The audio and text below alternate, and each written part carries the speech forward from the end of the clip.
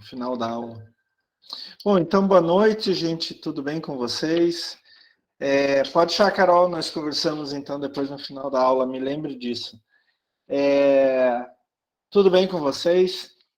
Eu quero começar, a gente já estava conversando fora do ar aqui, eu quero começar a conversar sobre a prova, primeiro sobre a aula de hoje, vamos lá, primeiro sobre a aula de hoje.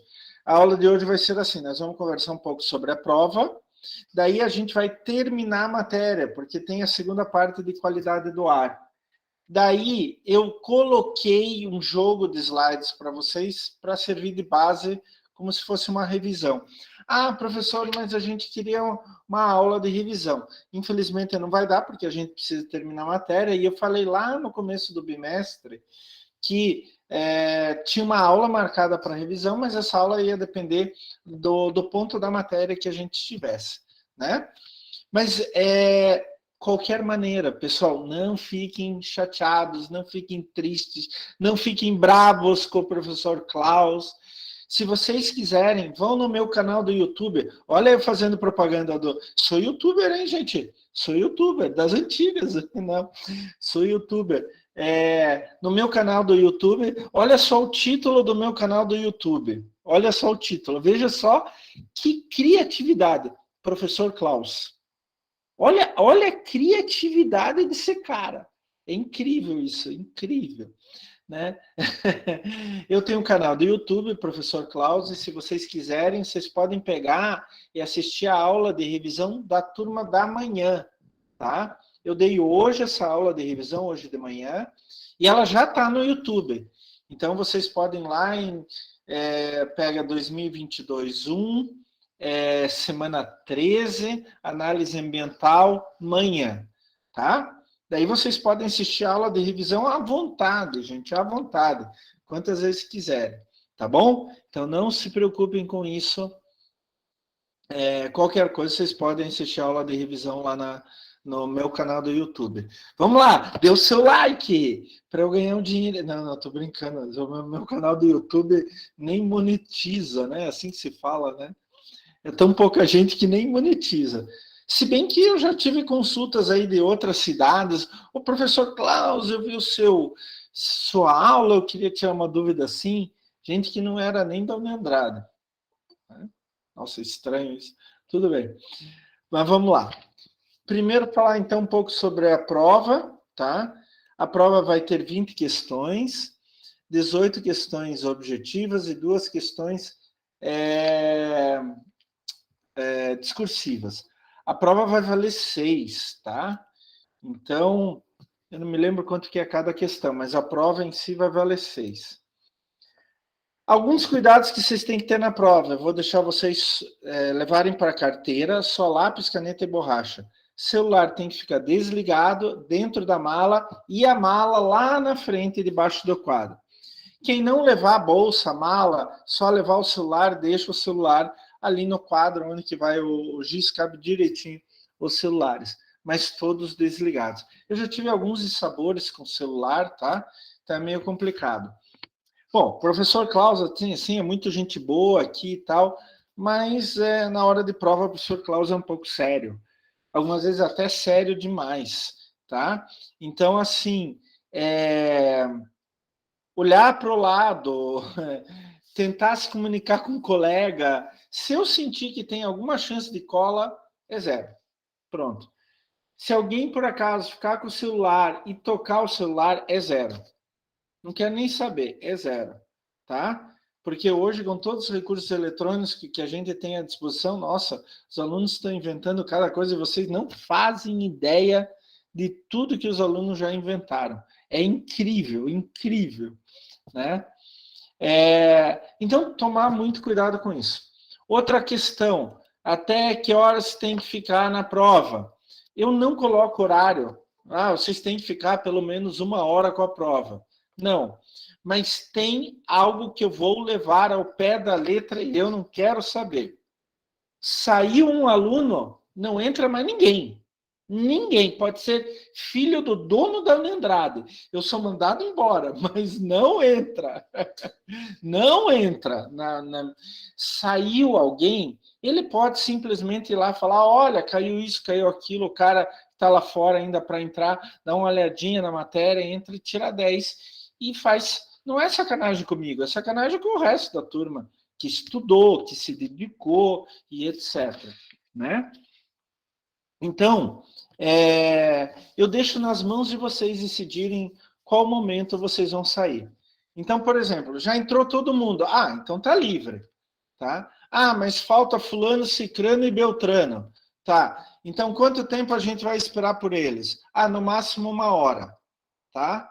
Então, isso combina, vocês é que vão combinar. Ah, então, só a partir de 8h15 sai alguém, começa a sair. Tudo bem, para mim, vocês é que mandam. Só que a única condição que eu coloco é, saiu alguém, não entra mais ninguém. Tá? Isto não tem jeito. Não tem jeito. Tá? Eu gostaria de lembrar que não tem segunda chamada.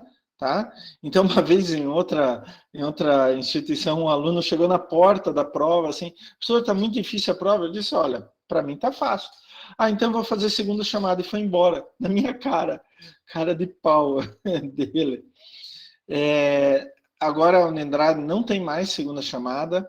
A Adriele, ir ao banheiro, evitem, ao máximo possível. Se for para ir no banheiro, vai ter que me mostrar que não está levando nada. Tá? Não sei como que vai ser, mas evitem ir ao banheiro o máximo possível. Eu não estou proibindo, mas vai ter que me mostrar que não está levando nada. Entenderam? Então vai ter que abrir o casaco, os bolsos para fora e tal, para mostrar que não está levando nada. Tá? Eu acho assim, gente, para mim, ó, tá gravando, inclusive, hein? Para mim, o aluno colar ou não colar, ou o aluno colar, assim, eu não vejo vantagem. Vocês estão se formando numa profissão, vão ser profissionais naquilo. Estão pagando a universidade e ainda colar, eu não sei, eu não consigo compreender isso, né? Não vou dizer que eu fui um aluno 100%, mas assim, evitei sempre ao máximo qualquer tipo de situação como essa, sendo aluno, né? E eu me dediquei bastante. Não fui 100%, mas eu tentei o máximo possível. Então, assim, mas o que eu acho sacanagem não é o aluno, não é em relação a mim, é em relação aos colegas, né? Ah, alguém estudou pra caramba e o outro passou colando. Eu acho sacanagem com os colegas, né? E além do mais, é contra a lei, né? Não pode, etc. Então, a gente tem que respeitar todas as normas, regulamentos, tanto internos da universidade quanto externos, tá? Então, como eu falei, vai ter 20 questões, 18 objetivas e 2 discursivas. Qual que é importante? Importante que vocês entendam os conceitos. Entendendo os conceitos básicos, vocês resolvem a prova. Pelo menos grande parte da prova. O problema de decorar pode até servir para a prova, né? Algumas vezes realmente serve.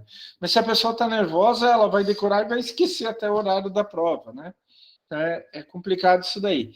Mas eu queria muito que vocês usassem o raciocínio de vocês. E eu tenho certeza que todos aqui, sem exceção, são extremamente capazes. São inteligentes e têm capacidade de raciocinar em cima de problemas, né?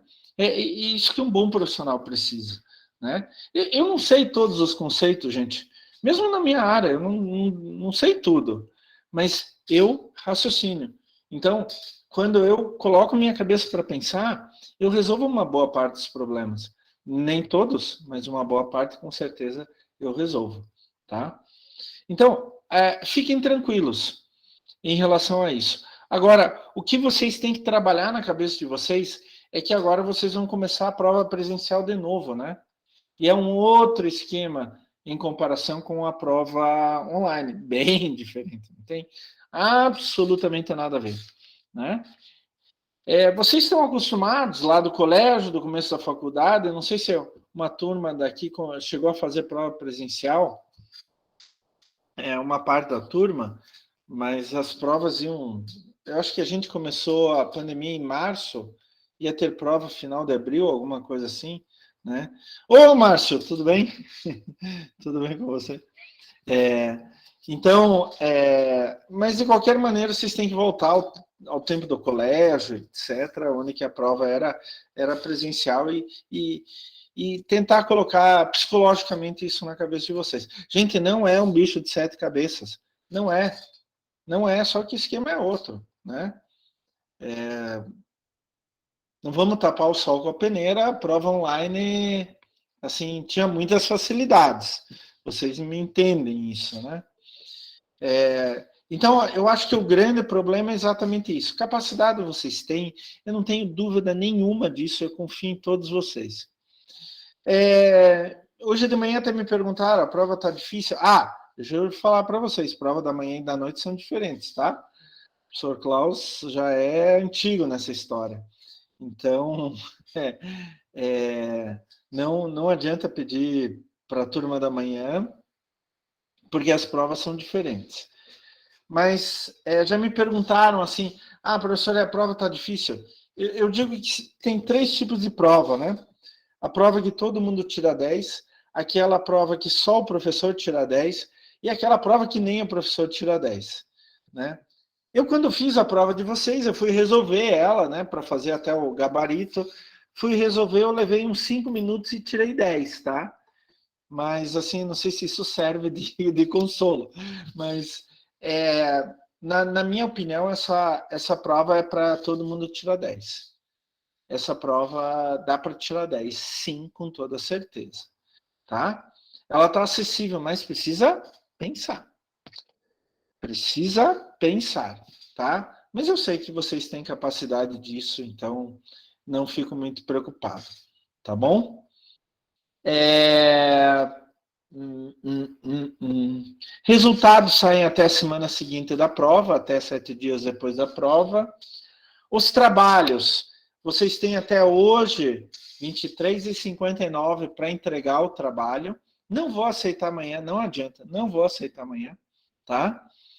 Tem até as 23h59 para entregar o trabalho. Só precisa uma equipe, uma pessoa por equipe para entregar o trabalho, desde que contenha o nome de todo mundo no trabalho, né? Então, eu preciso saber de quem está na equipe. Óbvio, né? Isso é óbvio. Com certeza absoluta. E daí eu vou corrigir durante a semana, até o final de semana, até começo de semana que vem está tudo corrigido, e vocês podem ver a nota ali no próprio trabalho, ali onde que vocês entregam o trabalho, já publico a nota ali individualmente de cada equipe. Tá certo? O que mais, então, eu já falei da revisão. Vocês podem entrar no meu canal do YouTube e ver a revisão que eu fiz para a turma da manhã. É a mesma matéria, né? Não muda nada. E só a única coisa que no dia 11 eles tiveram aula e vocês não, então estão recuperando a aula hoje. Alguma pergunta, alguma dúvida sobre a prova, pessoal? Alguma dúvida sobre a prova? Falem agora ou se calem para sempre. Tudo certo, Júlia. Tranquilo, para tirar 10, né, Júlia? Isso aí, vamos tirar 10 na prova. Então, ok. Ninguém tem dúvida? Bom, já conversamos, estão avisados de como que vai ser o esquema. Daí a gente vai se ver semana que vem, né, pessoalmente, para fazer a prova. Sala. Vai ser na sala 134. A não ser que venha outra instrução, vai ser na sala 134. Tá? Então, provavelmente vocês já devem ter recebido isso da coordenação. Eu já coloquei lá no portal também na semana, 14ª semana. Já coloquei lá no portal, 14ª semana, prova individual, presencial e sem consulta, sala 134. Tá? Estudar bastante, gente. Inclusive, a matéria de hoje cai na prova. Então, vamos olhar, vou compartilhar aqui com vocês, falar um pouco sobre qualidade do ar, tá? Então, é a segunda parte de qualidade do ar. Estamos na semana 13, gente. A prova vai ser na semana 14. Eu acho que são 24, até a avaliação global 2, são 23 semanas. Então, tem menos de 10 semanas depois para a avaliação global 2. Vejam só. Vamos lá. Como que a gente olha os poluentes no ar? A gente pode dividir esses poluentes segundo algumas características específicas. Por exemplo, quantas características físicas ou químicas? Deixa eu pegar aqui meu marca-texto. Quantas características físicas e químicas? Eles podem ser divididos em dois grandes grupos: os aerosóis ou materiais particulados, gases ou vapores. Aerosol, gente, é aquilo que a gente solta da boca quando está falando. É a guspideira que a gente faz, né? São pequenas partículas líquidas. Não só saem da boca, né? Podem ter em várias situações diferentes. Já material particulado são partículas sólidas que estão em suspensão no ar. Poeira, fumaça, fuligem. Agora, os gases ou vapores, né? São literalmente gases, não sei como explicar isso, né? São gases ou vapores. A gente tem como exemplo típico de poluentes do ar que... Perdão, pessoal. Apesar de estarmos em abril, a minha voz já está indo para o buraco. São típicos gases ou vapores considerados poluentes do ar: monóxido de carbono, dióxido de carbono, óxidos de nitrogênio, os óxidos de enxofre em geral. A gente também pode classificar os poluentes do ar quanto à sua fonte, quer dizer, quanto à sua origem, né? Então, podem vir de uma fonte móvel, uma fonte que se move, ou uma fonte estacionária, uma fonte que fica parada. Pô, professor, até eu sei disso, né? Olha só, não é complicado assim, não é tão difícil assim. Então, fontes móveis são automóveis, avião, ônibus, caminhão, moto, tudo aquilo barco, tudo aquilo que se move e vai liberando poluentes no ar, né?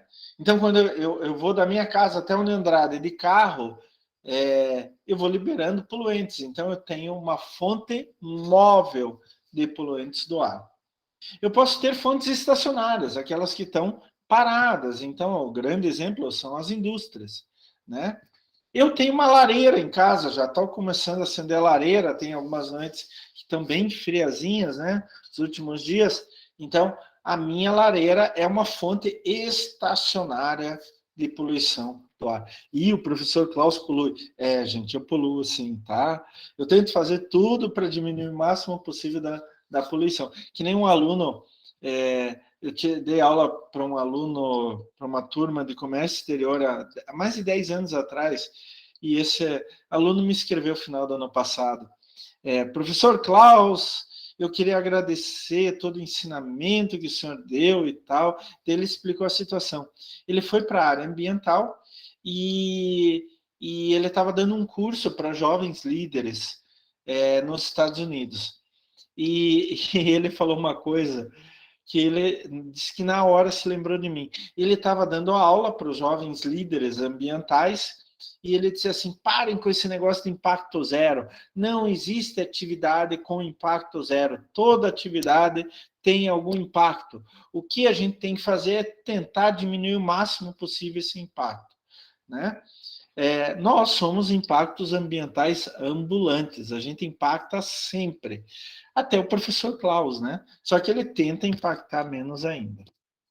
A gente também pode classificar, aí interessante, a gente pode classificar os poluentes também quanto à sua origem. Podem ser primários ou secundários. Eu até já falei disso lá no começo da matéria. O que é primário? Aquele emitido diretamente pela fonte de emissão. Então, aqui, por exemplo, eu tenho indústria, eu tenho carro, eles vão liberar óxidos de enxofre e óxidos de nitrogênio. Azoto é outro nome, um nome antigo para nitrogênio, tá? Então, tanto os óxidos de nitrogênio quanto os óxidos de enxofre, eles vão para o ar e já provocam certos danos. Não, com certeza absoluta, né? A gente já viu alguns deles, inclusive, né? Mas também tem aqueles secundários. E vamos pegar o mesmo exemplo. Tanto os óxidos de enxofre quanto os óxidos de nitrogênio, eles podem sofrer oxidação, por causa de alguns elementos, algumas condições na atmosfera. Então, o óxido de nitrogênio, com oxigênio e água, ele vira ácido nítrico. Olha só, é um ácido forte. Os óxidos de enxofre, com água e com oxigênio e água, viram ácido sulfúrico. Vejam só. Esses são chamados poluentes secundários. Porque a gente não emite eles diretamente para a atmosfera. A gente emite principalmente óxidos de nitrogênio e óxidos de enxofre. Mas eles, ao reagirem com alguns elementos que estão na atmosfera, lembrem-se, a gente está falando de qualidade do ar, eles vão se transformar em ácido nítrico e ácido sulfúrico. Então, eles são formados por alguma reação, alguma condição que tem na própria atmosfera. E daí eles voltam para o solo, voltam para as plantas, voltam para o ser humano na forma de chuva ácida. A chuva ácida era muito comum a gente falar em chuva ácida na década de 70 e 80. Hoje não é tão comum, mas ela ainda existe. É uma chuva que vem com uma série de compostos químicos que são prejudiciais aos organismos vivos. Professor, quais são os principais poluentes que a gente tem que tomar cuidado quando a gente está falando em qualidade do ar? Vamos ver. Então, eu coloquei um quadro aqui, são 3 slides seguidos, mostrando exatamente esses poluentes. Os primeiros poluentes, vamos começar por esse de baixo, são partículas totais em suspensão. Então, são partículas de material sólido ou líquido, normalmente sólido, tá? Que ficam suspensas no ar, na poeira, neblina, aerosol, fumaça, fuligem. Elas têm menos do que 10 micra de diâmetro. Elas vêm principalmente de processos industriais, motores de combustão interna, é o que a gente chama de combustão não completa ou incompleta, tá? É assim, quando você tem o motor do teu carro, do ônibus, do caminhão, da moto, etc., ele joga combustível, dá uma faísca, explode aquilo, expande o ar e faz o teu motor girar. Então é assim que o carro anda, que qualquer veículo anda, né? Só que sai desse resultado aí uma série de poluentes, não só partículas em suspensão, partículas totais em suspensão, mas uma série grande de poluentes. Poeira de rua, assim, principalmente a rua de Saibra. Minha rua, quando eu construí minha casa, minha rua era de Saibra, era horrível. Né? Eu morava na casa da minha mãe, que é do lado, né? Então eu cresci até os 20 e poucos anos de idade numa rua de Saibra. Ui, o que tinha de poeira? Queima de biomassa, então quando o professor Klaus queima lenha lá na lareira, faz aquele calor gostosinho e tal, mas ele está liberando partículas totais em suspensão. Mas tem fontes naturais, como pólen, aerosol marinho, solo, etc. Faz dano à vegetação, deterioração da visibilidade e contaminação do sol, fora problemas de saúde para o ser humano.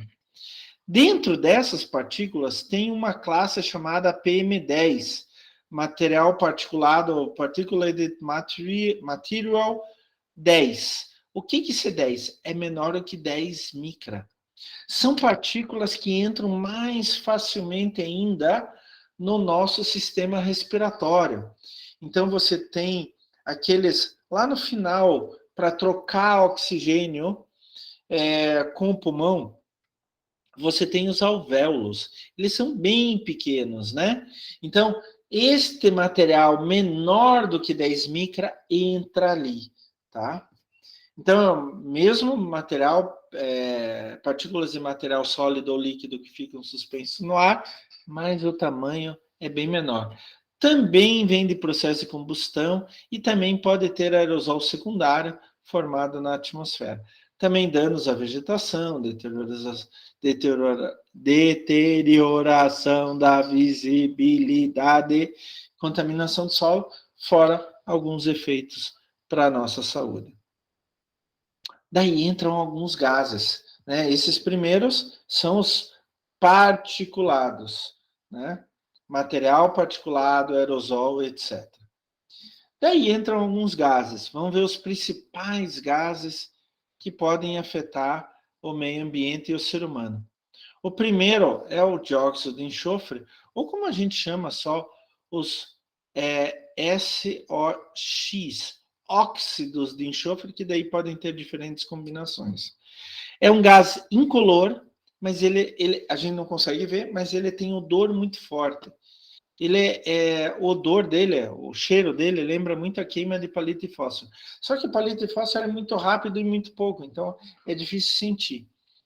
Os óxidos de enxofre, principalmente o dióxido de enxofre, eles podem ser transformados daí de forma secundária, né, um poluente secundário, até ácido sulfúrico, tá? É um problema muito sério. Vem principalmente de queima de óleo combustível, né? Então, carro, ônibus, etc., refinaria de petróleo, veículos a diesel e produção de polpa e papel, celulose, fertilizantes, entre outros. Pode levar a chuva ácida, tá? Corroer materiais, danos à vegetação e à saúde do ser humano. Agora eu quero fazer um parênteses, contar uma historinha para vocês. Sabem a Operação Lava Jato, né, do Sérgio Moro? Tem a ver com isso daí. Que nem historinha, né?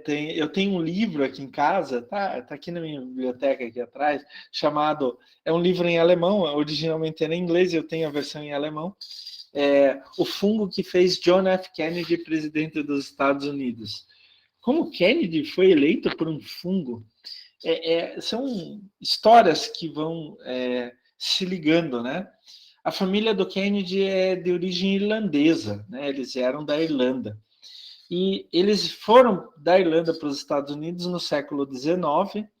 Eu acho que o bisavô do Kennedy era irlandês. Eles foram para a Irlanda, da Irlanda para os Estados Unidos no século XIX, porque assim, a Irlanda, ela sempre plantou muita batata, apesar da batata ser originária aqui dos Andes, da América do Sul. Eles sempre plantaram muita batata. Eu já fui para a Irlanda e assim, é batata todo dia. Um dia é batata com peixe, outro dia é batata com carne de boi, outro dia é batata com carne de porco, outro dia é batata com batata, mas sempre é batata. E lá no século XIX teve uma praga, uma doença que atacou as plantações de batata. E daí dizimou as plantações de batata. Como a Irlanda vivia à base de batata, eles começaram a passar fome, literalmente. Daí migraram muitos, centenas de milhares de irlandeses migraram. A grande maioria foi para os Estados Unidos por causa do idioma, né? E a oportunidade de crescer, de ficar rico, etc. Então, é uma historinha que vai tendo ligações até chegar em algo mais importante. E o dióxido de enxofre tem tudo a ver com a Lava Jato. Pode parecer idiota, estranho, louco, mas tem. Deixa eu explicar para vocês. O Brasil sempre produziu óleo diesel chamado S2500. O que significa? S de enxofre, 2.500 ppm.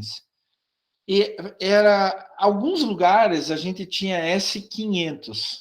Então, óleo diesel com 500 ppm de enxofre. Só que isso são quantidades imensas de enxofre. E polui muito, muito, muito, muito, muito. Então, foi feita uma legislação para diminuir o enxofre para S50 o mesmo S10. 50 ppm, 10 ppm. Daí ia diminuir muito a poluição do ar por causa da queima do óleo diesel. Aqui em Araucária tem uma refinaria da Petrobras, a Repar, né? Quando vocês ali perto da cidade industrial, eu não sei como explicar. É massa lá, professor. Como? Lá é bem legal. E é enorme, é gigantesca, né?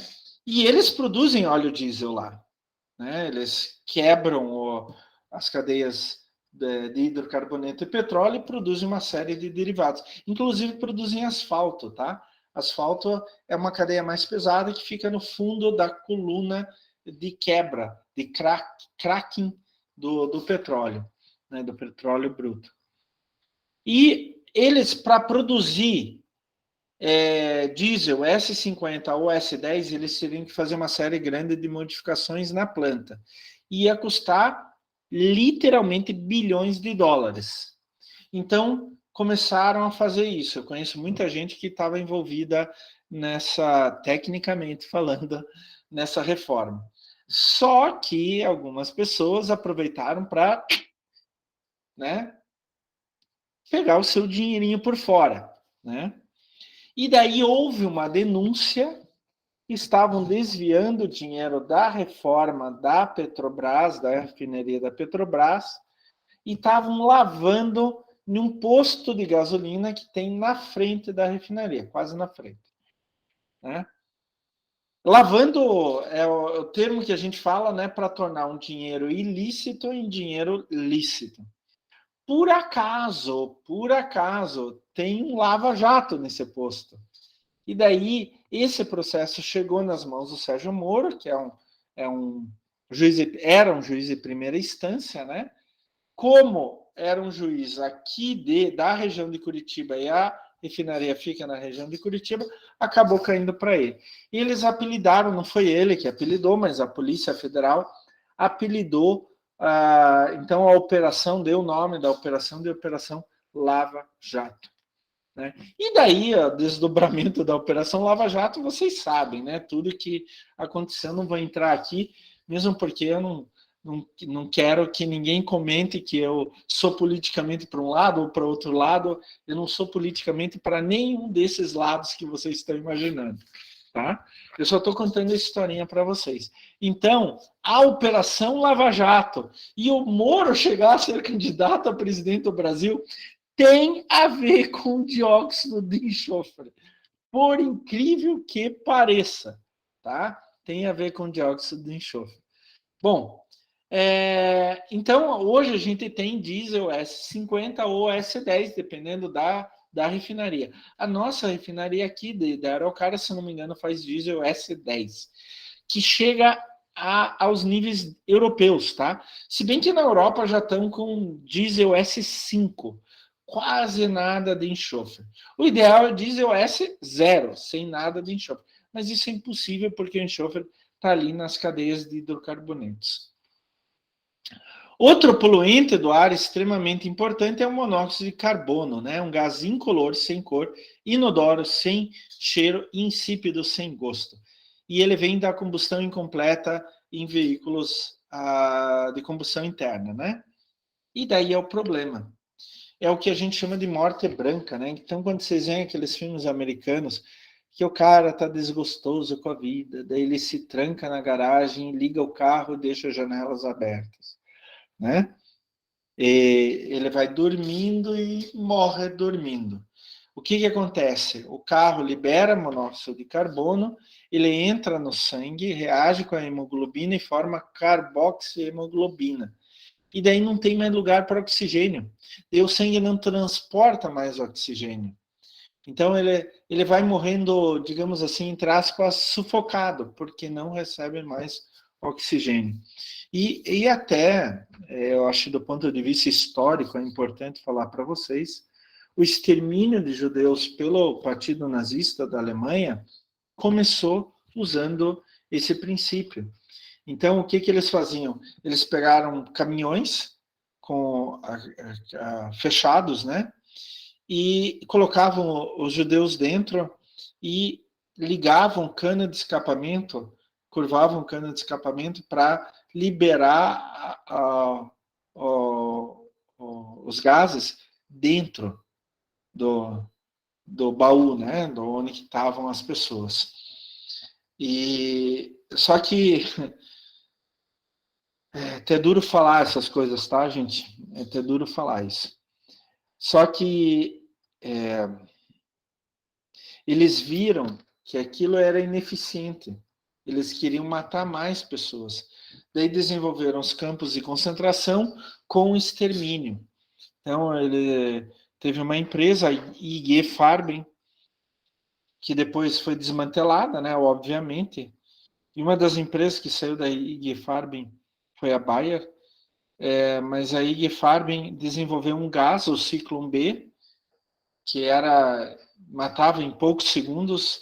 Então eles faziam instalações, eles iam para as pessoas para irem ali para tomar banho, em vez de sair água do chuveiro, e tinha um chuveiro, saía o gás. Eu fui num campo de concentração na Alemanha e eu vi essas instalações. Mas eles começaram com monóxido de carbono em caminhões. Eles saíam, colocavam as pessoas dentro dos caminhões, saíam e andavam um pouco, diziam que iam levar de um lugar para outro e as pessoas chegavam mortas em outro lugar. É triste isso. Vamos lá. Mais um gás extremamente importante em termos de poluição do ar é o dióxido de nitrogênio. Na verdade, os óxidos de nitrogênio, os NOx, né? O dióxido de nitrogênio, em especial, é um gás marrom avermelhado, odor muito forte e muito irritante. Então, quando tem dióxido de nitrogênio, você sente. O grande problema não é só isso, mas é que ele pode levar à formação de ácido nítrico, nitratos em geral e outros compostos orgânicos tóxicos. Também vem de processos de combustão envolvendo veículos automotores, alguns processos industriais e usinas térmicas que utilizam óleo e gás, assim como incineração. Pode levar a chuva ácida e danos à vegetação, animais e ao próprio ser humano. Um outro gás que a gente tem que prestar atenção é o ozônio. E é interessante que a maioria dos serviços, estou pegando meu celular aqui até para ver se eu consigo achar, a maioria dos serviços de meteorologia fala do ozônio. Quero ver se o meu aqui fala do ozônio. Índice UV. Não, ele não fala do ozônio. Mas alguns serviços de meteorologia já falam do ozônio, concentração de ozônio. O ozônio é bom na alta atmosfera, que ele faz uma camada, então ele filtra os raios ultravioletas. Aqui na baixa atmosfera, ele diminui a capacidade oxidativa dos animais, dos seres humanos, diminui então a resistência orgânica, levando a infecções respiratórias. O ozônio é um gás incolor, inodoro, nas concentrações ambientais, é o principal componente da chamada névoa fotoquímica. Aquela névoa de poluição, não a névoa normal. Agora, o ozônio é bem interessante. Eu tinha uma orientada de TCC que foi trabalhar com ozônio, que nessa aula que eu dei para eles, ela falou, professor, mas eu uso ozônio nos tratamentos de estética. Ela tinha uma clínica de estética, daí trouxe equipamento para mostrar. Era assim, um depósito de água, daí saía aqui, esquentava a água virava vapor e saía por um biquinho. Daí o que ela fazia? Ela pegava esse vapor de água quente e passava próximo ao rosto das pessoas, para abrir os poros. O calor dilata as coisas, né? Então, abria os poros. É que nem o meu pai, por exemplo, quando ia fazer a barba, ele pegava um pano com água quente e colocava aqui assim, né? E abria os poros, era melhor para cortar, fazer a barba, né? Então faz a mesma coisa. Só que o mesmo equipamento ele podia também produzir ozônio. Então ele esquentava a água em forma líquida, esquentava a água, virava vapor. Daí quando ela estava saindo, esse equipamento tinha um dispositivo para dar um choque elétrico. Então, passava uma corrente elétrica, o vapor saindo passava uma corrente elétrica. Então, o vapor é O2. Com a corrente elétrica, ele dissociava em oxigênio. E daí isso daqui podia formar O3, que é o ozônio, tá? Ele se dissociava e se ligava de novo formando ozônio. Nem todas as moléculas faziam isso. Então, forma uma pequena quantidade de ozônio, na verdade. Qual que é o problema? Ozônio, o problema é uma coisa boa ao mesmo tempo. O ozônio é altamente instável. Instável. Então, produzir ozônio, ela tinha que passar rapidamente, porque ele saía do equipamento e já começava a se degradar. Então, ela tinha que formar ozônio perto já do rosto da pessoa. E aquele ozônio, então, é usado para esterilizar. Então, fungo, bactéria, ácaros que estejam na pele da pessoa iam morrer. Daí ela podia limpar mais facilmente a pele. Né? O problema é a pessoa ser submetida a ozônio o tempo todo, o tempo todo, o tempo todo. Ah, fazer um tratamento com ozônio não tem problema. Era bom não respirar, nariz fechado, boca fechada, né? Mas mesmo assim não tinha grandes problemas. Agora, se a pessoa faz esse tratamento com ozônio todos os dias, daí ela vai ter perda de resistência orgânica, vai estar mais suscetível a certos tipos de doenças, principalmente infecções respiratórias, tá? Então, alguém que vai aplicar ozônio, é bom usar máscara, tá? Para não sofrer os danos do ozônio. Uma coisa muito importante, eu já falei para vocês na aula de legislação, quando a gente trabalha com meio ambiente, com análise ambiental, metade do trabalho é legislação. E a gente tem uma legislação para a qualidade do ar. É resolução CONAMA. CONAMA significa Conselho Nacional do Meio Ambiente, a 491 de 2018, tá? Que diz os níveis máximos da concentração de poluentes que são permitidos. Então, tem vários níveis. O que eu quero mostrar, que é muito interessante nessa legislação, é o chamado anexo 3, que determina níveis de atenção, alerta e emergência. O que é isso? Eu acho muito legal isso, muito, muito legal. É assim, nível de atenção. Quando chega nesse nível, opa, vamos começar a ver com mais cuidado. O nível vai subindo um pouco mais. Chega ao chamado nível de alerta. Opa, vamos avisar as pessoas. O nível vai subindo um pouco mais. Chega ao chamado nível de emergência. Opa, ninguém sai de casa. É mais ou menos isso. Então, nível de alerta, a gente já fica ouvindo. Perdão, nível de atenção, a gente já fica ouvindo. Nível de alerta, a coisa está ficando preta, vamos ficar de olho nisso. Nível de emergência, por favor, ninguém saia de casa, ninguém respire, porque o ar está muito poluído, né? Isso ele faz para os principais poluentes. O dióxido de enxofre, material particulado 10, abaixo de 10 micra, material particulado 2,5, abaixo de 2,5 micra, o monóxido de carbono, o ozônio e o dióxido de nitrogênio, tá? Então, só para vocês terem ideia, esses números não precisam guardar. Agora, essa ideia é muito interessante, essa ideia é bom saber. O dióxido de enxofre, o nível de atenção é 800. O nível de alerta é 1.600. E o nível de emergência é 2.100.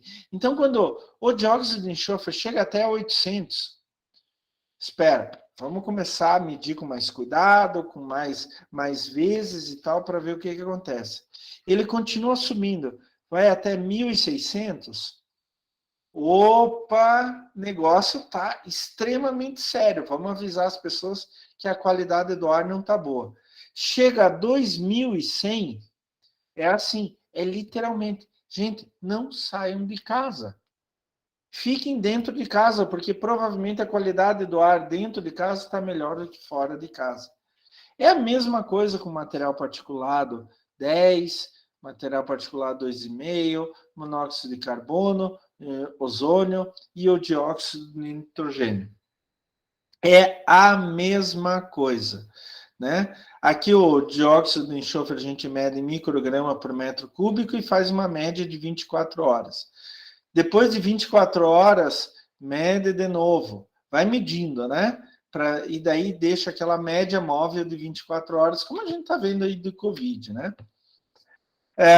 Material particulado também, micrograma por metro cúbico, assim como material particulado 2,5.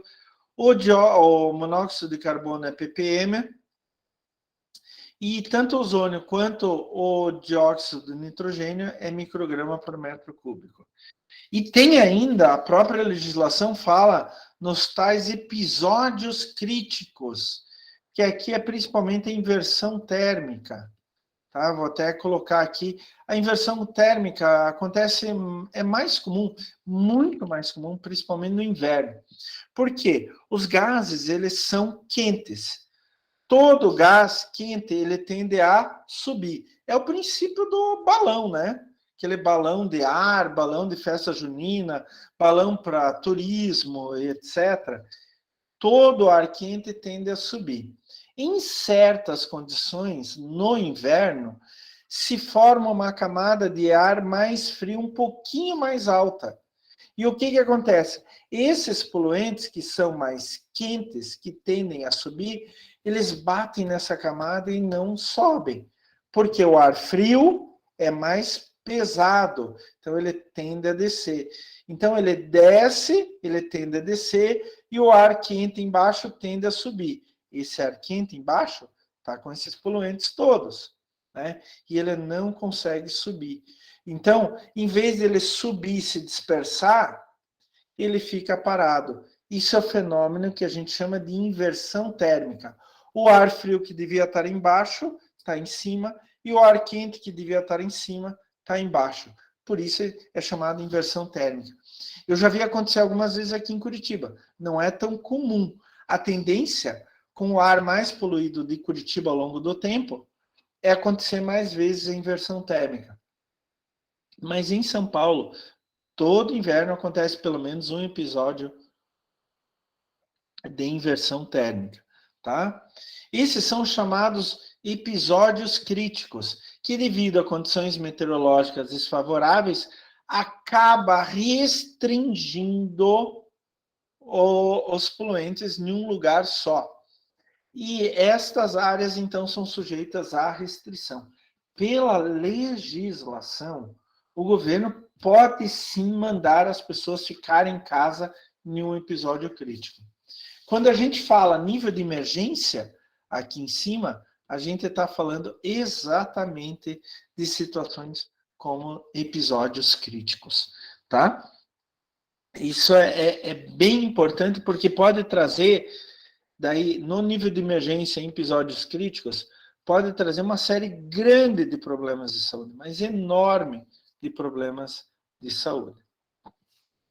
E a gente também pode calcular o índice de qualidade do ar. Não precisa saber isso para a prova, tá, gente? Por favor, não precisa saber isso para a prova.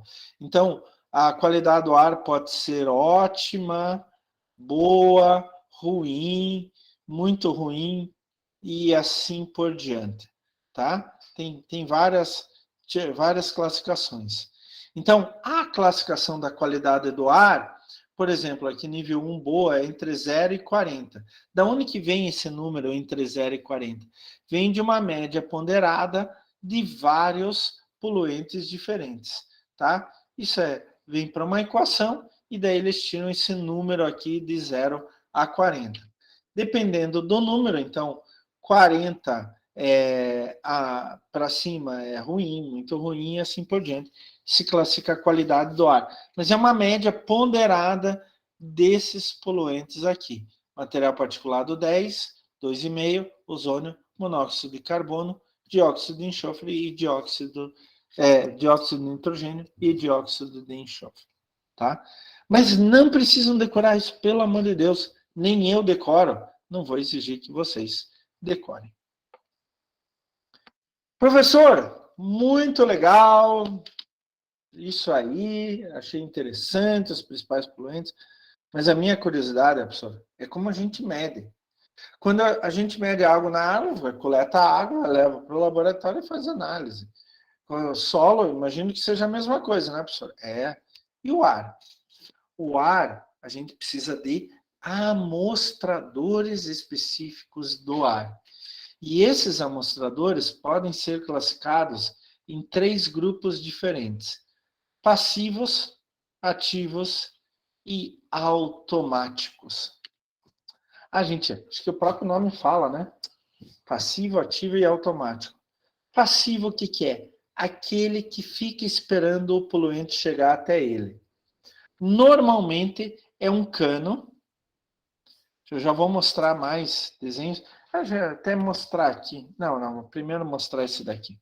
Normalmente é um cano que um lado está aberto e outro lado tem um equipamentozinho para coletar o poluente. Então, aqui, esse lado é fechado, o ar entra por aqui e deposita o poluente aqui. Se a gente quer partículas, então a gente simplesmente coloca um papel filtro aqui, alguma coisa assim, e ele vai depositar as partículas aqui. Se a gente quer gases, então a gente coloca uma espuma, tá? E essa espuma vai ser embebida em uma substância química. Qual? Vai depender do gás. Por quê? O gás entra ali, ele vai entrar na espuma, por isso tem que ser uma espuma, e ele vai reagir com aquela substância química. E daí ele vai ficar preso ali. Eu levo a espuma para o laboratório e daí faço todo um tratamento para saber o que tem ali e quanto tem ali, tá? Isso é usado para um monte de coisa diferente. Esse daqui é um exemplo para vocês verem. Esse é o fundo do amostrador. Então, pode ter um cano aqui ou pode ser só isso. Algumas vezes eles colocam uma telinha de aço inox para restringir o tamanho das partículas que entram ali, não entrar partícula muito grande. E o filtro de Teflon é a mesma coisa. O que interessa é esta membrana aqui. É um filtro de celulose.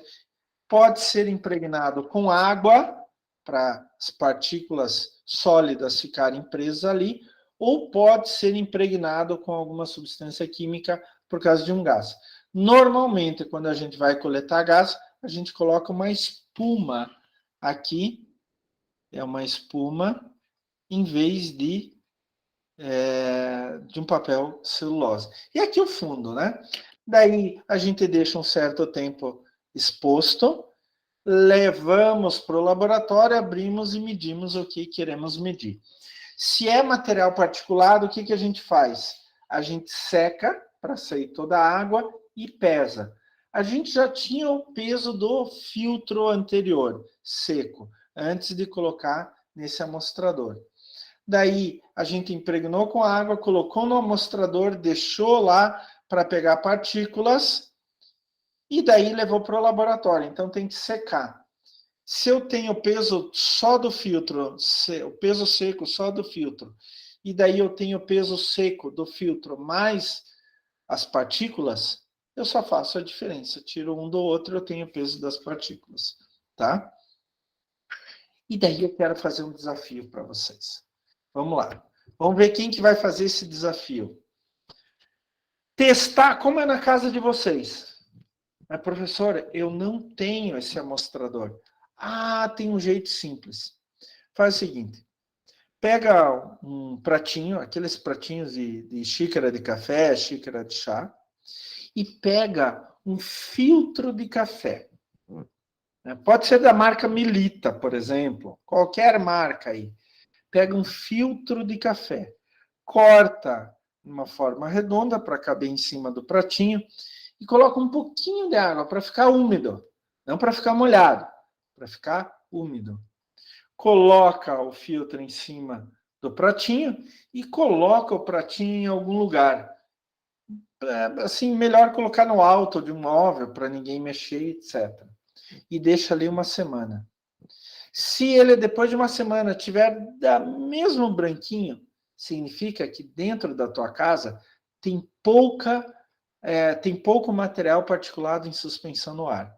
Agora, se ele ficar mais escuro, preto, marrom, isso significa que na casa de vocês tem muito material particulado no ar, tá?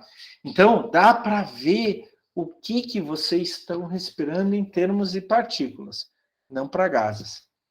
Eu conheço alguns trabalhos científicos feitos, inclusive aqui em Curitiba, lá pelo pessoal da UTF-PR, que eles preparam desses amostradores passivos, bem pequenininhos assim, com um algodão, com uma espuma. E daí colocam num brochezinho e colocam aqui na camisa das pessoas.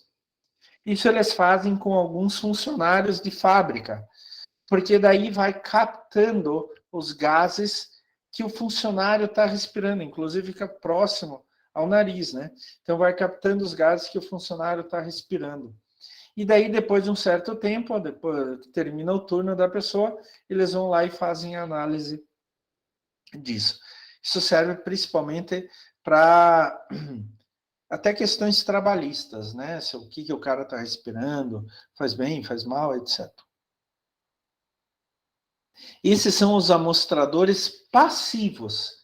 Eles não têm nenhum equipamento que possa puxar o ar até eles. Daí entram os amostradores ativos. Isso é bem interessante.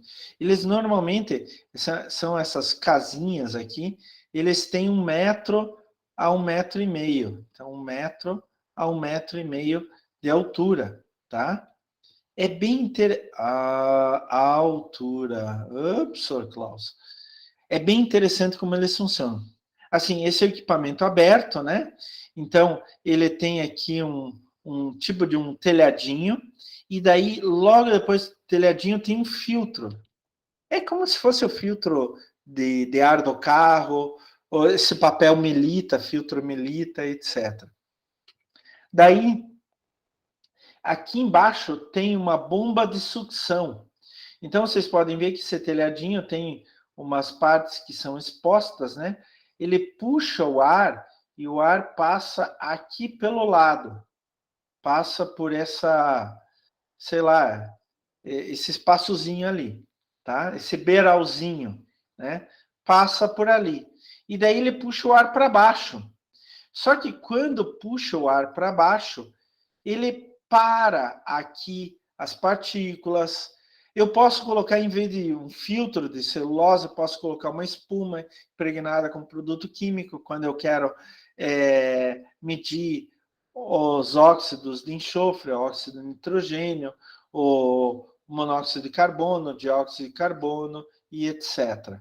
Daí, as partículas e os gases ficam presos aqui e o ar passa de volta para cá, tá?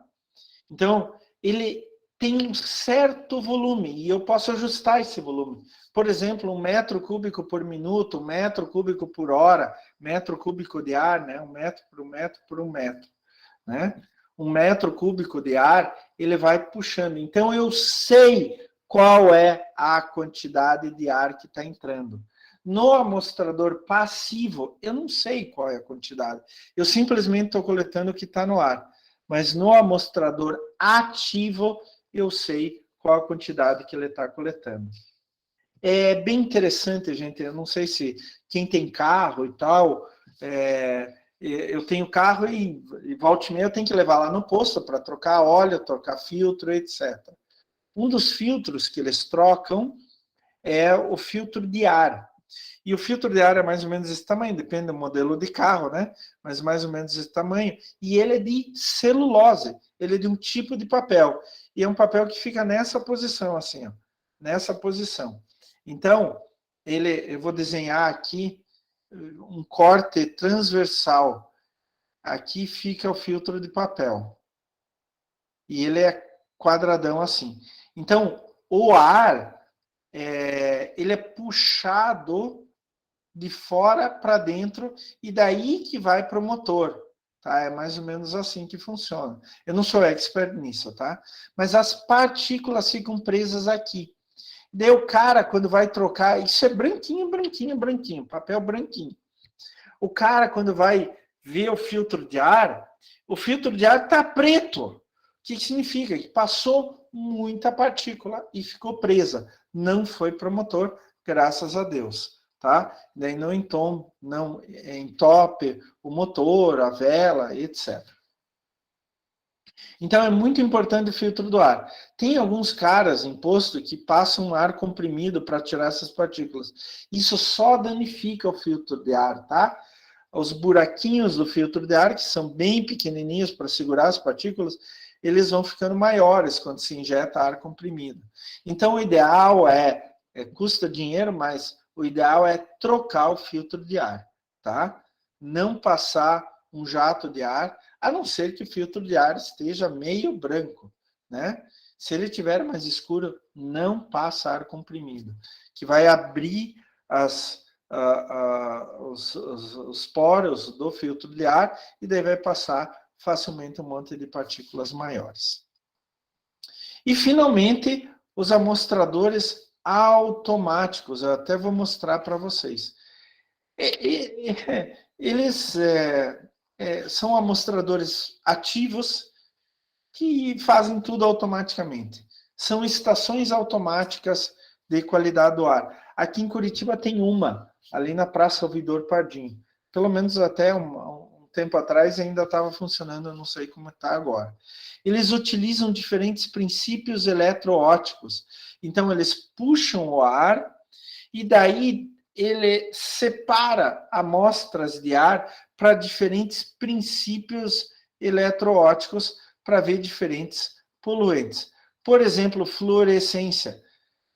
O que acontece? Eu vou explicar depois ainda mais detalhadamente. Mas na fluorescência, ele passa um certo tipo de radiação que quando essa radiação passa, torna as partículas com SO2, perdão, o dióxido de enxofre, torna fluorescentes, ele mede a fluorescência. Eu vou explicar isso com mais detalhes para vocês. A mesma coisa com os óxidos de nitrogênio. Ele usa quimiluminescência. Para monóxido de carbono, ele usa absorção de infravermelho. Para hidrocarbonetos, em geral, cromatografia gasosa e ionização de chama. Para ozônio, absorção de ultravioleta. E para partículas em suspensão, eles usam principalmente microbalança oscilante. Eu vou explicar todos esses para vocês, tá? Não se preocupem, tranquilo. A grande questão é que o amostrador automático, ele faz isso tudo sozinho. Normalmente é do tamanho de um container, tá? Eles estão diminuindo cada vez mais, mas os mais comuns são do tamanho de um container. Tem todos os equipamentos, inclusive eles passam esses dados via remota. Eu vou mostrar para vocês um videozinho meio antigo, mas ainda é válido, a ideia ainda é válida.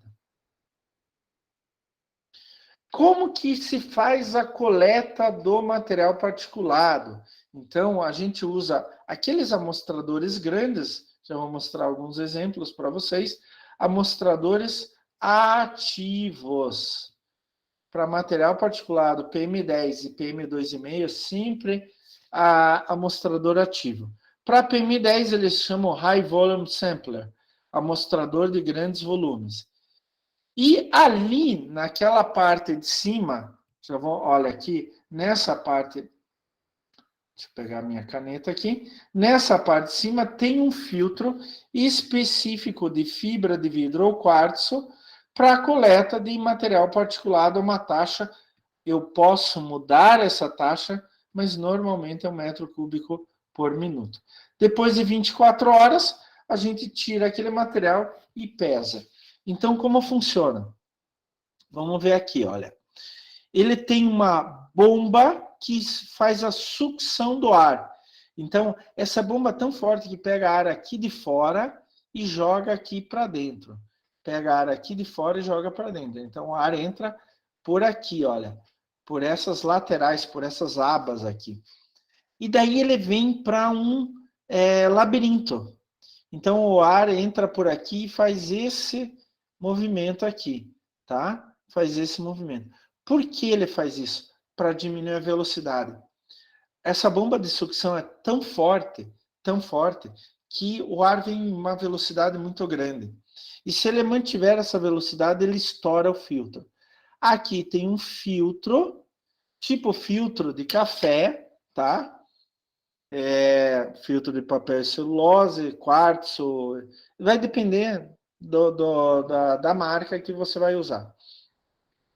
Mas com poros definidos. Ele daí vai segurar tudo que esteja abaixo de 10, tudo que esteja abaixo ou acima de uma certa espessura, tá? Este filtro a gente tem que pesar antes de colocar aqui. Então, pesar antes. Ele tá seco, tá? Quando ele puxa o ar, não vem só partícula, vem gases e vem vapor de água. Isso tudo entra no filtro. Então, quando eu for tirar, eu primeiro tenho que secar e depois pesar novamente. Então, digamos que o filtro antes seco tinha 10 gramas. Daí eu tirei ele, deixei 24 horas, sequei para tirar a água. E peso novamente, ele vai pesar 11 gramas. Significa que em 24 horas ele acumulou 1 grama de material particulado 10. Tá? É basicamente assim que funciona, não é complexo. Não é complexo. Agora, tem um outro método chamado microbalança com elemento cônico oscilante. Isso é muito legal, né? Chamado em inglês TEOM, TEOM. O que acontece? Eu vou de novo mostrar aqui. Ele é muito legal. Esse equipamento, inclusive, ele é bem menor, né? Ele é esse equipamento aqui. Aqui está um esquema do equipamento. Ele é bem miniaturizado. O ar entra aqui por cima. Aqui eu tenho uma bomba. Onde está a bomba? Aqui, a bomba está aqui embaixo, tá? A bomba está aqui embaixo. A bomba está aqui embaixo. Então, o que faz? Essa bomba puxa o ar. É uma bomba bem pequena, ela está aqui embaixo. Ela puxa o ar, entra por aqui. Essa é a torre, a cabeça de coleta, né? E daí, aqui aquece o ar. Por que ele aquece o ar? Para tirar a água. Como ele aquece, a água se torna vapor e ela sobe, fica mais quente e sobe. Daí aqui embaixo só caem as partículas, tá? Aqui, quando o ar entra, tem um filtro também, que determina o tamanho das partículas. Filtro, tá? Que determina o tamanho das partículas. Então, ele puxa o ar, uma bomba aqui embaixo de sucção, puxa o ar, passa por um filtro, ele aquece o ar aqui, tem um equipamento para aquecer o ar, o vapor de água sobe, H2O sobe, e só caem as partículas. Daí elas caem aqui em um elemento que tem uma microbalança acoplada aqui. Não é para medir massa, não é para medir peso, é para medir oscilação. Então, o que acontece? Olhem para mim aqui. Eu tenho um pezinho e aqui assim o filtro. Quando caem as partículas, ele vibra esse pezinho. Quanto menos vibrar, menos partícula tem. Quanto mais vibrar, mais partículas tem. E ele mede essa vibração. Ele mede a vibração, joga num microcomputador que ele tem ali e compara com uma biblioteca. E a biblioteca diz, quando vibra nessa velocidade, eu tenho X de partículas. Quando vibra na outra velocidade, eu tenho X mais alguma coisa de partículas. É muito inteligente. É claro que essas combinações da vibração com a quantidade de partículas, isso foi estudado exaustivamente e chegou-se a um padrão específico, tá? Então, ele puxa o ar, passa por um filtro, o ar vem com água, aquece o ar, elimina essa água, e daí vai num elemento vibratório, numa balança oscilatória. Quanto mais partícula chega, mais vibra.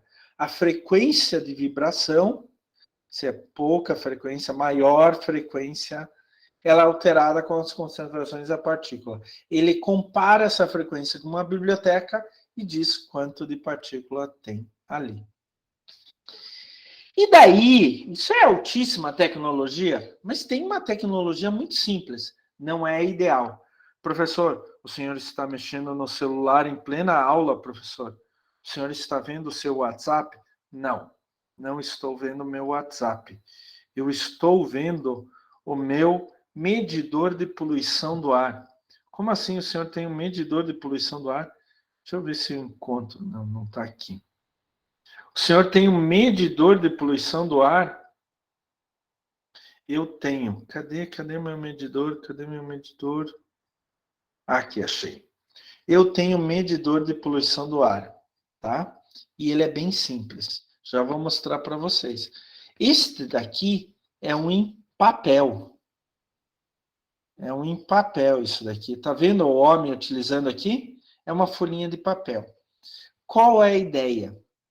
Nesse papel, eu tenho um círculo com 5, 1, 2, 3, 4, 5, exatamente. 5 tonalidades de cinza chegando até o praticamente preto. Então, o cinza claro fica mais escuro, mais escuro, mais escuro e mais escuro. Qual é a ideia? Aprendam isto, nunca mais esqueçam. Quando vocês verem fumaça bem preta, ela está carregada de partículas e um monte de poluentes.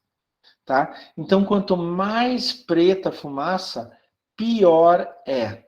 Tá? Aqui ele fala em densidade 20, 40, 60, 80 e 100%. Tá? A densidade da cor, né? Aqui 20% só de escuro, 40% de escuro, 60%, 80% e 100% de escuro. Daí o que o cara faz? Ele coloca em direção à fumaça de um caminhão, de um ônibus, e compara com a cor. Aonde que ele está? Na número 1, 2, 3, 4 ou 5? Né? Isto é uma forma mais simples. Não tem exatidão nenhuma, mas pode dar uma pista se teu caminhão, por exemplo, está desregulado. Eu conheço empresas que fazem assim. Antes de um caminhão entrar no pátio da empresa, eles vão lá e medem com a escala de Ringelmann, tá? E daí eles comparam. E eu tenho isso no meu celular. Eu não sei se dá para ver aqui, o Virtual Ringelmann. Vocês podem abaixar de graça lá na Google Play, tá? Estou fazendo propaganda, não ganho nada com isso, tá? Não ganho nada com isso, tá bom, gente? Então, você tira uma foto aqui, e daí ele automaticamente vai comparar. Aqui não tem, né? Não fiz ainda.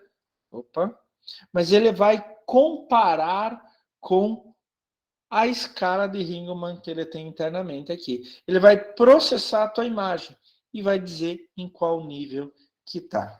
Então, hoje você pode fazer isso automaticamente no teu celular, tá? Uma hora dessas, se eu tiver oportunidade, eu vou fazer uma foto e vou deixar aqui armazenado, tá?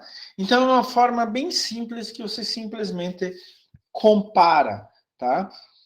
É o ideal? Não é ideal. O ideal é você coletar o que sai do escapamento e levar para o laboratório medir. Eu tive um aluno um orientado de TCC de biomedicina, inclusive ele tirou acho que 10 no trabalho dele, se não me engano, no TCC dele. Ele trabalha no TecPar, acho que é no TecPar, que fazem esse tipo de análise. Então, o TCC dele foi com emissão de poluentes em motos, tá? Em diferentes tipos de motor de moto, onde que eles pegavam a moto, colocavam para funcionar de modo estacionário e coletavam a fumaça que saía da moto e fazendo uma série de análises, tá? A escala de Ringelmann não é o ideal, mas é uma boa ideia do que está acontecendo. Dá para vocês fazerem com o carro de vocês, mas o carro dificilmente vai dar problema, tá? O que mais dá problema, o carro tem que estar muito desregulado. O que mais dá problema é motor a óleo diesel, motor a combustão que usa óleo diesel. Então é principalmente caminhão e ônibus, tá? Esses dão um monte de problema. Só vocês rodarem pelas estradas aí, vem um caminhão, um ônibus saindo aquela fumaça preta, olha, ele vai dar aqui na densidade 100, no número 5. É extremamente poluente. Em um país civilizado, onde que controla a poluição do ar, este caminhão tem que parar de funcionar. Ele tem que estacionar e primeiro o motor vai ser consertado, depois ele vai ser liberado para funcionar, né? Então eu tenho muitos parentes e amigos na Alemanha, eles falam assim, meu carro não passou no teste da TÜV, que é a certificadora que faz isso na Alemanha, né? Então ou eu conserto o motor, algumas vezes tem que trocar o motor por um novo, ou eu aposento o carro, porque se eles forem pegos na rua com um carro que não passou no teste, isso daí é um problema seríssimo. Seríssimo.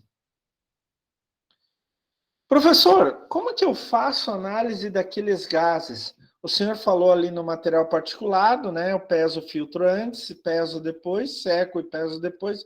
Eu tenho a quantidade de material particulado. Tá ótimo. E os gases? Isso é bem legal. Olha, isso é importante. Vai cair na prova, hein, gente? Estou falando para vocês, vai cair na prova. Por exemplo, o dióxido de enxofre, SO2. A técnica que a gente usa é fluorescência por radiação UV. Ela é bem rápida e tem uma grande acurácia. Como que ela funciona? A gente tem, assim, cada equipamento é um pouco diferente, mas a grosso modo aqui entra o gás, que a gente acha que tem dióxido de enxofre. Eu não sei se tem, ou quanto tem, né? Eu acredito que tenha. Então, eu tenho que ver se tem e quanto tem. Eu coloco o gás por aqui. Daí, aqui tem uma fonte de radiação ultravioleta. Essa fonte entra e ela vai interagir com os átomos do dióxido de enxofre. Quando ele interage, essa radiação ultravioleta, olha aqui, ó, ela tem um comprimento de onda de 214 nanômetros, tá? Quando essa radiação ultravioleta entra em contato com as moléculas, com os átomos de SO2, ele provoca uma excitação. As moléculas ficam meio malucas. E daí, elas aumentam muito a atividade delas, a velocidade delas. De repente, elas param, voltam ao normal. Quando elas voltam ao normal, elas eliminam, elas soltam, produzem uma radiação fluorescente com comprimento de onda 350. Então, a radiação ultravioleta bate, elas excitam as moléculas de SO2, e daí, quando voltam ao normal, eliminam uma radiação fluorescente a 350 nanômetros de comprimento de onda. Aqui embaixo eu tenho um chamado tubo fotomultiplicador com filtro interferencial de banda centrada a 350. O que isso significa? Que esse fotomultiplicador lê essa radiação fluorescente na banda de 350 nanômetros, no comprimento de onda de 350 nanômetros. Então, ele lê. Daí, ele vai dizer assim, ó, tem tanto de radiação fluorescente a 350 nanômetros. Daí, ele produz uma corrente elétrica, Quanto mais radiação, maior a corrente elétrica. Daí ele compara a corrente elétrica com uma biblioteca. Essa quantidade de corrente elétrica significa essa quantidade de CO2. Maior quantidade de corrente elétrica significa maior quantidade de SO2. E assim por diante. Então, coloca o gás, uma fonte ultravioleta. Essa fonte ultravioleta excita as moléculas do SO2, do dióxido de enxofre. Quando essas moléculas voltam ao normal, descansam, elas liberam radiação ultravioleta a 350 nanômetros. Daí o fotomultiplicador, o tubo fotomultiplicador, ele lê essa radiação, transforma numa corrente elétrica e daí ele compara a intensidade da corrente elétrica com uma biblioteca. E daí ele já mostra a concentração de SO2. É claro que o equipamento é complexo, é caro, é complexo, mas a teoria é relativamente simples. O mesmo tipo de pensamento a gente pode levar para o monóxido de carbono, para o CO. Então, o que acontece? Deixa eu ver se eu tenho... Não tenho outro slide. O que acontece? Para medir o CO, aqui eu coloco o gás aqui, e ele tem uma fonte de radiação infravermelha, não é ultravioleta, é infravermelha. Então, a radiação infravermelha entra aqui e o gás entra aqui.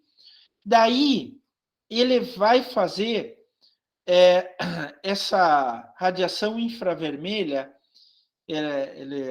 o aparelho produz essa radiação infravermelha, vai incidir sobre o gás que, teoricamente, tem o CO, e o CO vai absorver essa radiação, produzindo calor.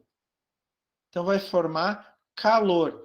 E daí o equipamento, o módulo de detecção, ele detecta esse calor, transforma em sinais elétricos e vai comparar esses sinais elétricos com a biblioteca. E daí ele vai dizer, tem X de monóxido de carbono. Então, ele entra o gás, joga uma radiação infravermelha. Quando essa radiação infravermelha encontra o monóxido de carbono, né, ele produz calor. Quanto mais calor, mais molécula de CO tem, monóxido de carbono. Quanto menos calor, menos molécula de CO tem. Ele transforma essa intensidade do calor em sinais elétricos e compara com a biblioteca. Quanto mais intensos os sinais, mais monóxido de carbono. Quanto menos intensos os sinais, menos monóxido de carbono. Né? Eu estou mostrando o princípio para vocês, mas esse equipamento é extremamente complexo. Como que a gente faz com os óxidos de nitrogênio? Né? Por exemplo, o dióxido de nitrogênio, NO2. É quimioluminescência. Deixa eu ver se eu tenho outro aqui, não. Então é assim, já viram vagalume? Aqui em casa, eu já falei para vocês que eu construí minha casa do lado da casa da minha mãe, e era tudo um terreno só, né? Então, quando eu era pequenininho, faz muito tempo atrás, se alguém me chamar de velho, olha lá. Mas quando eu era pequenininho, eu tinha uns 8, 9, 10 anos, a gente saía à noite aqui no jardim com um vidro de compota, vazio, né? Obviamente. Pegava o vidro numa mão e a tampa em outra, e ficava procurando vagalume. O vagalume, ele dá lampejos de luz. Lampejos. Ele solta uma luz, a luz para. Daqui a pouco solta a luz de novo, ela para. O que que como que o vagalume faz isso? Ele tem uma substância chamada luciferina. Isso é em homenagem a Lúcifer, ao diabo, né? Porque as pessoas achavam que os vagalumes eram do diabo, né? Mas ele pega essa substância e mistura com oxigênio. Quando a luciferina se mistura com oxigênio, faz uma reação que libera alguns átomos e daí dá esse efeito de quimioluminescência. O composto fica excitado, então ele libera alguns átomos e dá esse efeito de quimioluminescência. Só que isso é muito rápido. Por isso que a luz do vagalume vai e volta, vai e volta. Então, quando ele acende a luz de novo, digamos assim, acende entre aspas, ele tem que fazer de novo essa reação. Oxigênio com luciferina. Solta a luz na forma de quimioluminescência. Químio é química, luminescência é luz. Então, é uma luz química, né? A gente usa a mesma coisa aqui. A mesma coisa aqui. Então, deixa eu pegar minha caneta aqui. Então, eu tenho aqui vai entrar o gás, tá? Entra o gás aqui, e aqui eu tenho um gerador de ozônio. Então, o que que acontece? Eu tenho um óxido de nitrogênio, por isso que eu coloquei aqui NOx, pode ser um NO2, que vai reagir com o ozônio. E daí ele vai formar o NO2, que vai reagir com o oxigênio. Quando o NO2, dióxido de nitrogênio, reage com o oxigênio, ele vai formar NO2 mais algumas moléculas excitadas. Isso daqui é a quimioluminescência, tá? Então, eu coloco o gás aqui, ele vai reagir com o ozônio e com o oxigênio. E vai dar pulsos de quimioluminescência. Tá? Daí eu tenho um tubo fotomultiplicador que ele, quando essa quimioluminescência volta ao normal, imagine um beija-flor, liberou quimioluminescência. E é bem rápido, é pulsos. Quando essa quimioluminescência volta ao normal, ele emite uma radiação específica. E esse fotomultiplicador, ele vai medir essa radiação específica. É a mesma coisa, o mesmo princípio que nos outros. Ele transforma essa radiação específica em sinais elétricos. Quanto mais intenso é o sinal elétrico, maior tem daquele composto. Tá? Então, para medir os óxidos de nitrogênio em geral, a gente faz ele reagir com o ozônio. E lembrem-se que o ozônio é muito instável, né? Então, quando eu coloco o ozônio aqui, eu tenho que gerar o ozônio aqui e já colocar ele. Mas ele vai se degradar. Então, uma parte vai reagir e outra parte vai ficar em oxigênio, O2, que também vai reagir, ajudar na reação até chegar na quimioluminescência, tá? Daí o tubo fotomultiplicador, quando a quimioluminescência volta ao normal, ele não mede a quimioluminescência. E quando ela volta ao normal, emite uma radiação. E daí ele vai medir esta radiação, tá? É bem interessante. E, finalmente, o ozônio a gente mede por um analisador fotométrico de UV. Então, eu tenho, onde que está o gás? Aqui, ó. Aqui entra o gás, que eu acho que tem ozônio, né?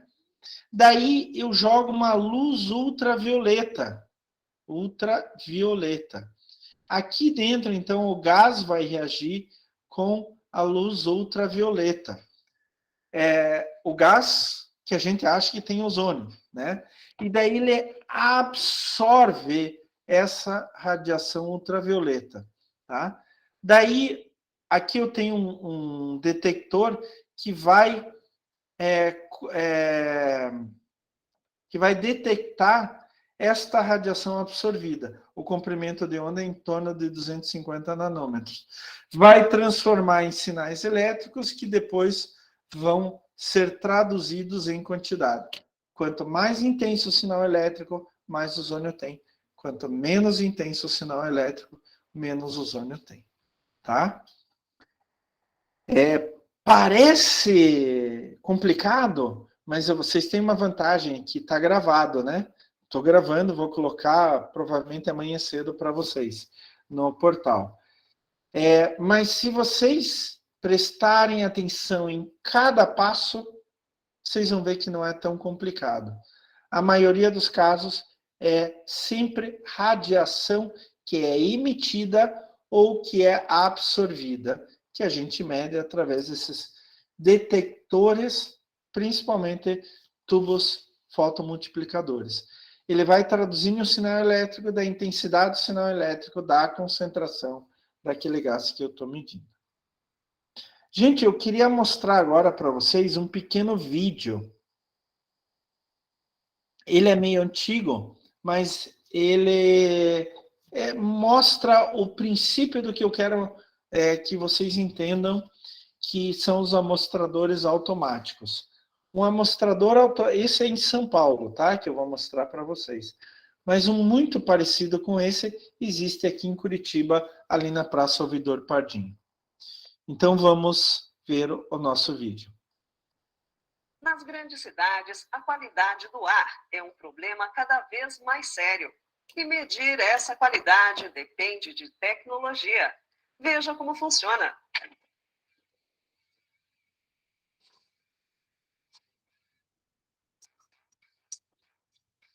Esta é uma das 40 estações da avaliação da qualidade do ar que a CETESB mantém no estado de São Paulo. O monitoramento começou na região metropolitana em 1972, com 14 estações. Mas a revolução veio em 1981, quando começou o monitoramento automático. Hoje a medição é instantânea. Os sensores instalados no topo da estação captam amostras do ar naquele local a cada 5 segundos. Ou seja, são mais de 17 mil leituras por dia. Funciona assim.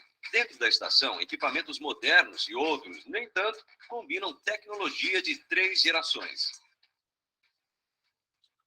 Ó, pessoal, aqui, esse daqui, pessoal, é aquele amostrador ativo que capta ar, tem uma bomba de sucção aqui embaixo, ele capta ar aqui pelas laterais, pela aba, tá? Nesse caso aqui é tudo automático, ele capta o ar, já passa por um filtro que já é pesado, já é monitorado. Nos medidores automáticos, um feixe de luz atravessa a amostra. Essa luz realça as partículas em suspensão no ar e permite a identificação de tudo que está contido nele.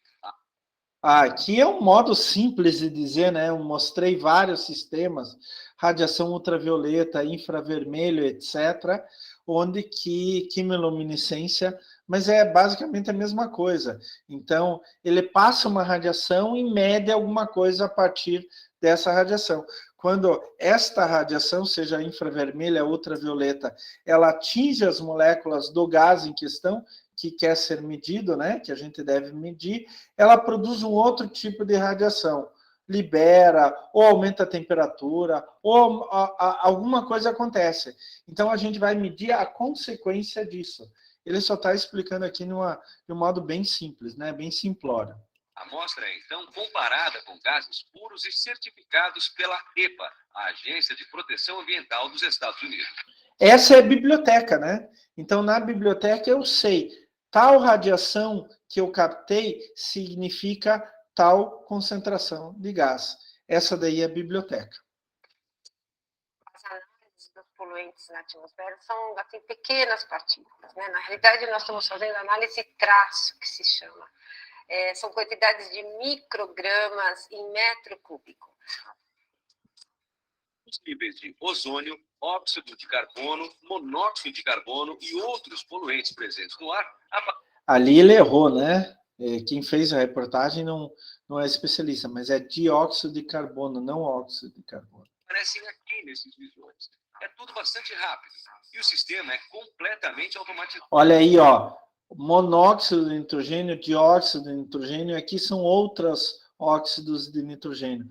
Ó, material particulado 10, UVA, que é ultravioleta A, que eu não mostrei para vocês, mas também pode ser medido e assim por diante. Exato. Os equipamentos também são automaticamente Olha aqui ozônio, tá? Material particulado 10.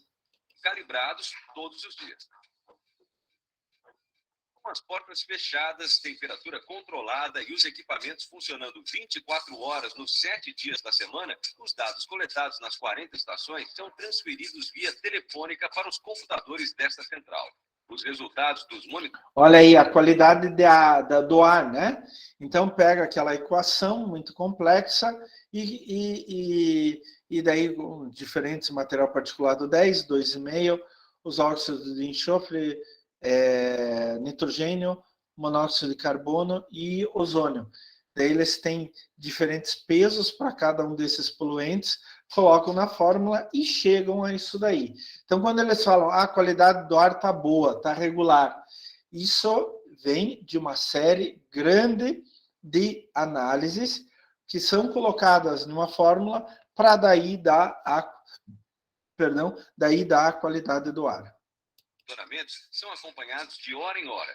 Os dados são processados com base em médias padrão e também nas previsões meteorológicas, uma vez que a poluição do ar está diretamente ligada às condições climáticas. Aqui, os resultados são disponibilizados a cada hora na internet e em um boletim diário, elaborado às 16 horas, que apresenta a situação das últimas 24 horas. Quer saber como está o ar aí? Vou até voltar aqui para mostrar uma coisa para vocês. Olha aqui, ó, pessoal, qualidade do ar boa de 0 a 50, regular 51 a 100, inadequada 101 a 99, má 200 a 299, péssima acima de 299. A situação das últimas 24 horas. Quer saber como está o ar aí na sua região? Bom, é fácil. Entre agora no olhardigital.com.br e lá você vai encontrar o link direto para acessar essa análise diária e precisa, com todas as informações que desejarem. Aproveite!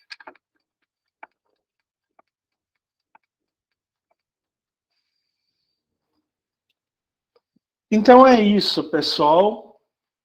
Deixa eu interromper o compartilhamento. Foi a segunda parte de qualidade do ar. O que é importante? Que vocês saibam como fazer análise dos gases. Isso é muito importante, né?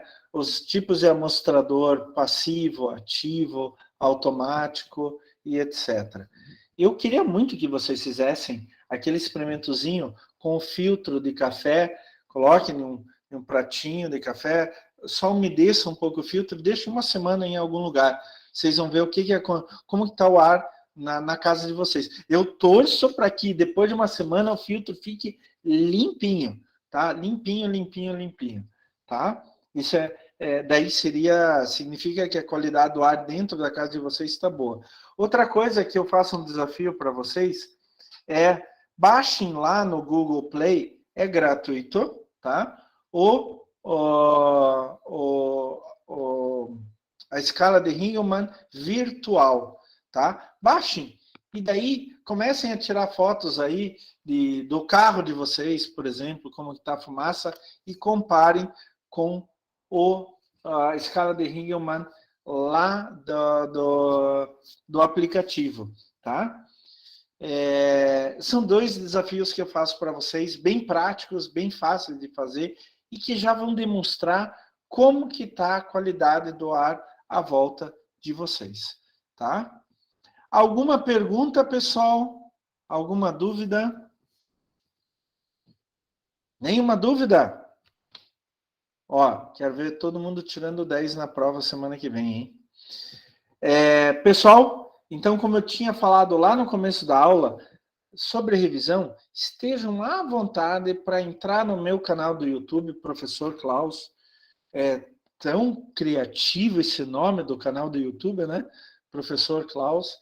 E vejam lá, 2022/1, semana 13, análise ambiental noturno. Diurno. Que daí tem a aula de revisão que eu dei para a turma da manhã. Então, vocês não precisam ficar bravos, a gente colocou a matéria em dia, mas tem uma revisão gravada para vocês, tá? É a mesma matéria. Eu não consegui revisar tudo, porque é muita matéria, né? Não consegui revisar tudo, mas aquele material mais antigo, primeiro, está lá revisado. Também deixei à disposição para vocês um jogo de slides com os principais assuntos que podem cair na prova. Lembrando que vão cair todos os assuntos. Introdução a Meio Ambiente, 1 e 2, né? Não, acho que é só um, é só um. Qualidade de água, 1, 2 e 3.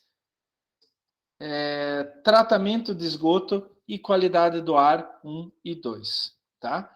São, então, 7 assuntos que vão cair na prova. Tá certo? Vejam lá todas as recomendações que eu fiz e eu sei que vocês são capazes, tá? Eu tenho total confiança, tá, gente? Quero ver todo mundo semana que vem confiante, que vai estudando, né? Vai fazer uma prova boa. Não se esqueçam do raciocínio. Tá bom, pessoal? Alguma dúvida, alguma pergunta, algum questionamento? Eu sei que a Caroline quer conversar comigo depois, né? Depois que eu terminar a gravação, a Caroline continua e a gente pode conversar. Alguém tem alguma coisa a falar? Alguma pergunta? Que comece o choro. Como? Nada não. Fale, Alisson. Nada não, deixa quieto. Eu vou ser aqueles professores sacana, né? Eu vou levar uma caneca escrita assim, lágrima de aluno. E daí eu vou ficar tomando a caneca. Aí eu já vou levar a garrafinha pronta pro senhor lá, já carregada já. Ai, Alisson, pare com isso. Vocês são capazes, eu não tenho dúvida nenhuma disso. Estudem bastante, pessoal. Que capacidade, inteligência vocês têm. Estudem bastante, só isso. E pensem, raciocinem. Sempre é bom. Tá certo, então, pessoal. Agradeço a presença de vocês. Semana que vem, sala 134, às 7h15. Tá? Tentem chegar no horário. E lembrem-se que na cadeira vocês só podem deixar lápis, caneta e borracha. Celular desligado dentro da mala e a mala lá na frente. Mala, capacete de moto, jaqueta, guarda-chuva, é tudo lá na frente. Na carteira, só lápis, caneta e borracha. Tá certo, pessoal? Agradeço a presença de vocês e até semana que vem. Boas provas para vocês. Tchau, tchau, gente. Tchau, tchau. Tchau, professor. Tchau, tchau, Alisson. Boa noite, Bárbara.